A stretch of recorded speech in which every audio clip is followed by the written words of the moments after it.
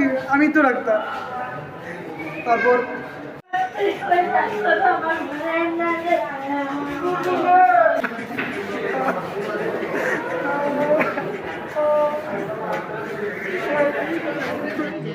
এই রোগীর heart attack হয়েছে, আপনারা এই রোগীর যদি ট্রান্সফার সম্ভব হয় আপনারা আপনাদের বিভাগে ট্রান্সফার নিয়ে যান। তারপর ওনারা আমার কাছে কল নিয়ে আসেন। কল নিয়ে আসার পরে আমি ওনাকে ট্রান্সফার নিয়ে নিই। আমি আমার লিখে দেওয়ার কাজ আমি লিখে দিই, যে তার সাথে সাথে আমাদের যে ইন্টার্ন চিকিৎসক আছে উনি ওনার পেশেন্টকে দেখতে চান।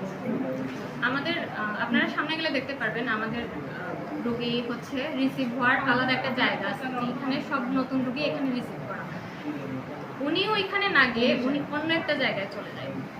তো সেটা তো আমাকে ইনফর্ম করা হয়নি, সেটা তো আমি জানি না। আমি সামনে গিয়ে পুরো ওয়ার্ড ওনাদেরকে খুঁজে পাই না। আমি ওয়ার্ডে খুঁজি, সামনের রুমে খুঁজি, তার পিছনের রুমে খুঁজি। আমি হচ্ছে ইভেন আমি মহিলা ওয়ার্ডে, ওনার যেহেতু মহিলা রুগী, আমি মহিলা ওয়ার্ডে খুঁজি যে ওইখানে নিয়ে চলে গিয়েছে কিনা, আমি খুঁজে পাই না। তখন কিন্তু এই যে ইন্টার্ন চিকিৎসক কিন্তু ওনাদের সাথে রুগী দেখছিল। উনি যে বলছে মিথ্যা কথা, আমি এখানে ছিলাম কিন্তু ইন্টার্ন চিকিৎসক কিন্তু রুগী দেখছিল। টু টেন্টারিউ এমআই, আমি ওকে বলি যে আমি পেশেন্ট গিয়ে দেখতেছি, তুমি ওনাকে স্টেপটোকাইনেজের অর্ডার দাও। এটা বলে আমি ওইখানেই ছিলাম। তখনই একজন নার্স দৌড়ে এসে আমাকে বলে যে পেশেন্ট হচ্ছে খারাপ হয়ে গেছে। আর ওনারা এসে হচ্ছে তার অনেকক্ষণ পরে এসে ঢুকছে, ততক্ষণই পেশেন্ট এক্সপায়ার হচ্ছে। অভিযুক্ত পরিচালকের কাছে তারা, আমি জানতে চাইছি তারার পক্ষ থেকে যে অভিযোগ। হ্যাঁ, এটা হয়েছে এবং এটার ঠেকানোর মতো কোনো সুযোগ আমার কাছে নাই। উনি যে বলছে উনি একবার ওই বিল্ডিংয়ে একবার এই বিল্ডিংয়ে, ওনার কথা সত্য, কিন্তু এখানে আমি ওনার রোগী মেডিসিনে ভর্তি, আমি তো অফিসিয়াল ডকুমেন্ট ছাড়া আমি ওনার রোগীকে চিকিৎসা দিতে পারবো? আপনি বলেন না। আমার নাম ডাক্তার সুস্মিতা। আমি বারবার একটা মহিলাকে বলতেছি ডাক্তার কই, ডাক্তার কই। ডাক্তার আমাকে রাগান্বিত অবস্থায় বলে, ডাক্তার দেখেন না, আমি ডাক্তার উপরে, বুঝছেন? তো আমার মার সিরিয়াস অবস্থা, আমি কি এই কথা বলতে পারি না? আমি এগুলো কি আমাদের বলা হচ্ছে কেন নাই? যাই হোক, টুকটাক কী করলো না করলো, তার একটা স্লিপ দিল। এখন দেখেন কতটুকু আমাদের হয়রানি করে। স্লিপ দেওয়ার পর আমাদের এখানে পাঠিয়েছে।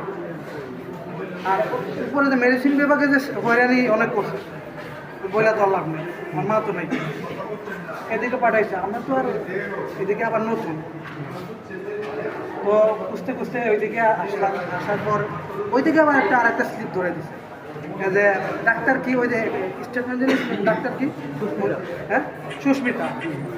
তো উনি কি একটা স্লিপ দিল, ওনাকে আমি বারবার করছি। আমার মার খুবই বাজে অবস্থা, আজকে কয়েকদিন যাবৎ ব্যথা, শরীরে ব্যথা, এবং আজকে খুব সিরিয়াস অবস্থা ছিল।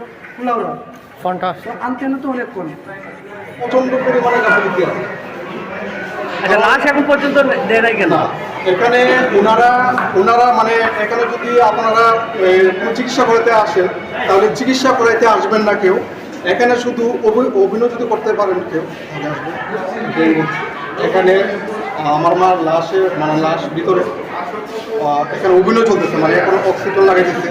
আমি দেখতেছি যে মনিটরে দেখতেছি এখানে ব্রেড সিগন্যাল দিতেছে। তারপর এই যে শ্বাস প্রশ্বাস ফেললে তো একটু মানে আপ এবং ডাউন এটা করতেছে না।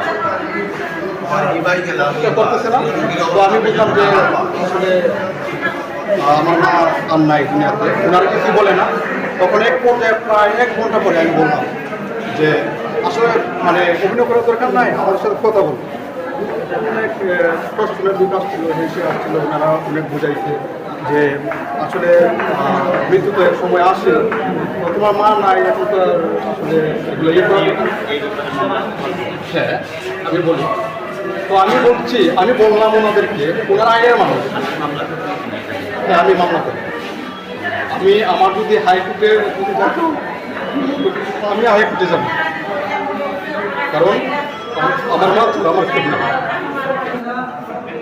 2-3 ঘন্টা রইলাম, 3 ঘন্টার উঠে কয়েকবার সিঁড়িতে উঠাইছে নামাইছে। এর রুগী কি উঠা নামান যা, একটু বলছি আর দিন না, তারপরে রিপটিক না, এই রুগীটা মানে ফুলে 5 তলা দিছে, 5 তলার থেকে পরে আবার 3 তলা দিছে। এ কারণে তো উঠা নামা করা লাগছে।